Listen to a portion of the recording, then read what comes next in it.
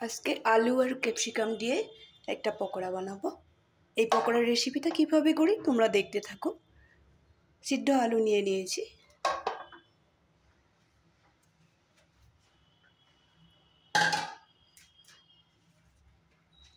ক্যাপসিকামটা এইভাবে পাতলা করে গোল গোল করে কেটে রেখেছি। এইভাবে কেটে রেখেছি।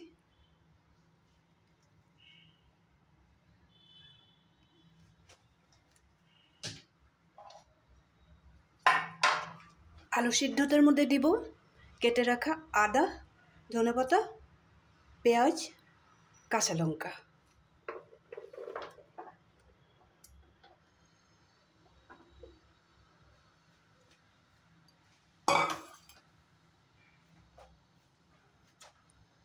একটু লবণ দিয়ে আমি সুন্দর করে আলু সিদ্ধটা মেখে নেব। তোমরা একটু অপেক্ষা করো। আলু সিদ্ধটা সুন্দর করে আদা, কাঁচা লঙ্কা, পেঁয়াজ দিয়ে মেখে নিয়েছি। এখন একটু বেসন গুলে নিয়েছি একদম পাতলা করে। বেসনের মধ্যে শুধু একটু লবণ দিয়েছি, একটু হলদি পাউডার দিতে হবে, আর কিচ্ছু দিতে লাগবে না। এখানে বেসনটা গুলে নিয়েছি বাইন্ডিংয়ের জন্য। এখানে একটা ননস্টিকের প্যান বসিয়ে দিলাম যাতে আমি কম তেলে ফ্রাই করতে পারি।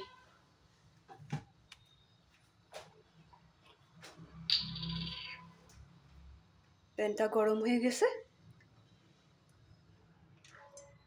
একেবারে চাকা তেলে ভাজতে হবে না।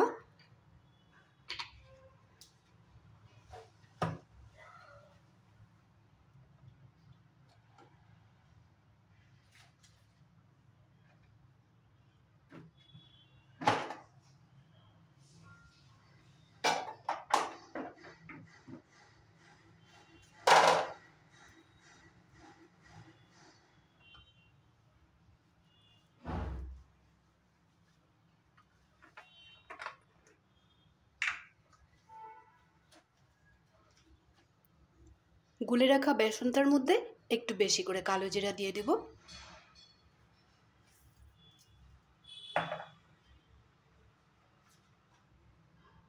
একটু হলদি পাউডার দিয়েছি, একটু লবণ, আর পাতলা করে একটু বেসন গুলে নিলাম, আর উপরে একটু কালো জিরা দিয়ে দিলাম। এই ধরনের একটা পাতলা বেটার বানিয়ে নেব।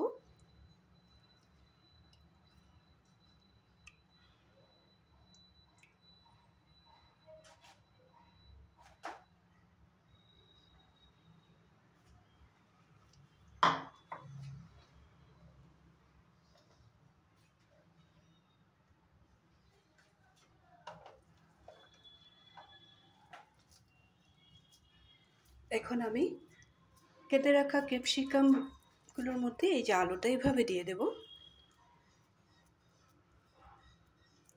এইভাবে গোল গোল শেপ করে এইভাবে দিয়ে দেব।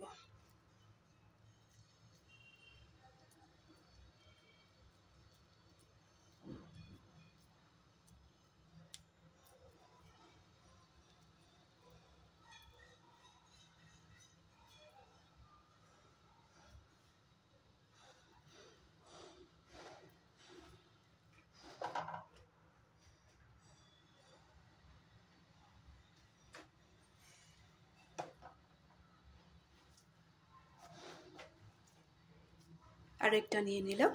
এভাবে আমি সবগুলো রেডি করে নিব। তোমাদেরকে দুই একটা দেখিয়ে দিলাম যে আলুটা কিভাবে ফিল করবে।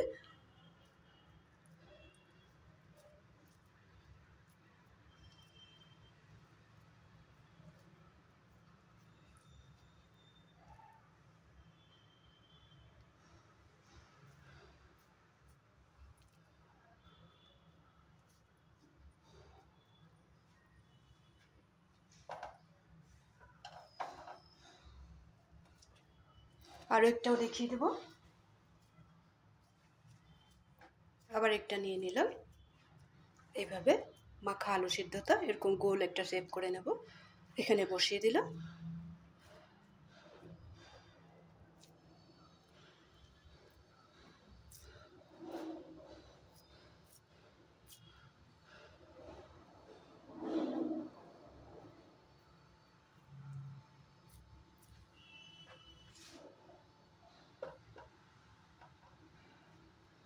এখন আমি গুলে রাখা বেসনটার মধ্যে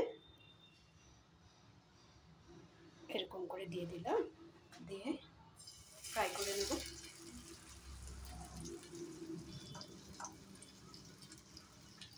বেসনটা ভারী করলে ভালো হবে না, আলুটা যাতে বেরিয়ে না যায় তার জন্য একটু বাইন্ডিংয়ের জন্য পাতলা করে একটু বেসন গুলে রাখলেই হতো। এভাবে দিয়ে দিলাম, উপরে আর একটু একটু দিয়ে দেবো।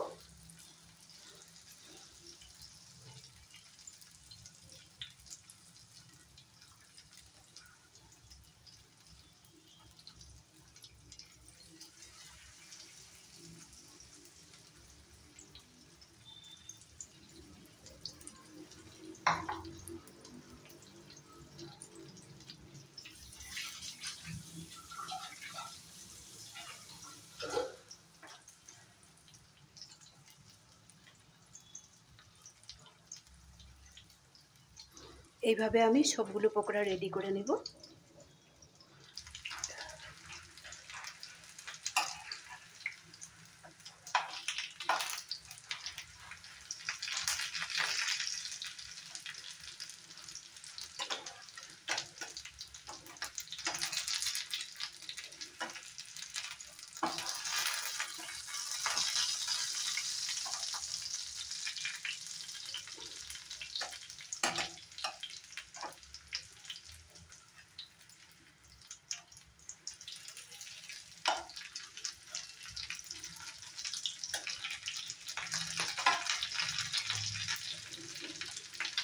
পকোড়াগুলো খুব সুন্দর করে দুই পিঠ ফ্রাই হয়ে গেছে, এখন তুলে নেব।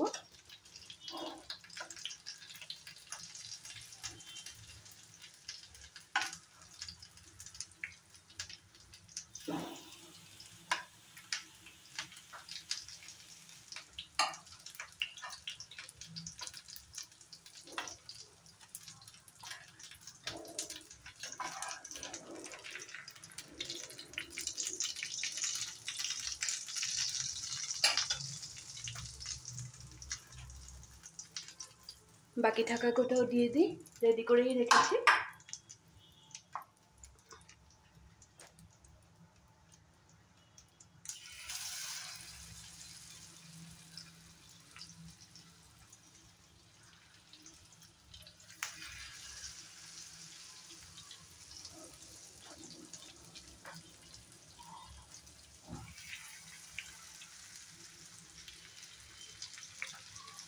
আমি যেভাবে দেখিয়ে দিলাম তোমরা ওইভাবে বাড়িতে বানাবে, খেয়ে দেখবে খুব ভালো লাগে খেতে, চায়ের সাথেও ভালো লাগে।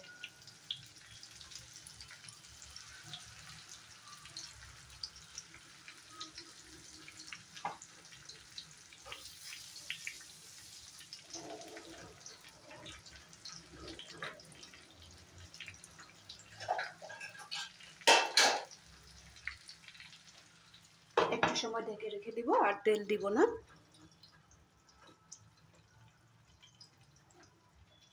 তাহলে আজকের এই ক্যাপসিকামের পকোড়া রেসিপিটা তোমাদের কেমন লাগলো